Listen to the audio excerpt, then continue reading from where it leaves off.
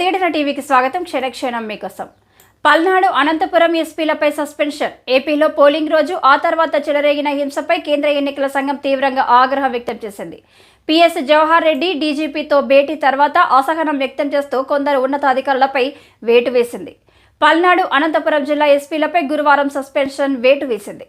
ఇద్దరిని వెంటనే విధుల్లోంచి తప్పించి శాఖపరమైన చర్యలు తీసుకోవాలని పేర్కొంది.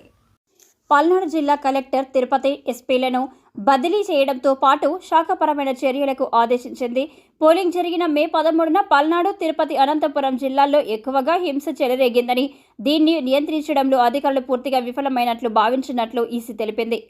సిఎస్ డీజీపీతో భేటీ అనంతరం కేంద్ర ఎన్నికల సంఘంలోని 3 కమిషనర్లు సమావేశమై ఏపీలో జరిగిన హింసాత్మక ఘటనలపై తీవ్ర స్థాయిలో అసహనం వ్యక్తం చేశారు. రాష్ట్ర యంత్రాంగం పూర్తిగా విఫలమైందనే అభిప్రాయాన్ని వ్యక్తం చేశారు. అధికారులపై చర్యలు చేపట్టాలని సిఎస్ డీజీపీలకు ఆదేశాలు జారీ చేశారు. ఇకపై ఎలాంటి హింస చెలరేగకుండా చర్యలు చేపట్టాలని ఈసీ స్పష్టమైన ఆదేశాలు జారీ చేసింది. మళ్లీ ఇలాంటి ఘటనలు పునరావృతమైతే మరింత కఠినంగా వ్యవహరిస్తామని హెచ్చరించింది.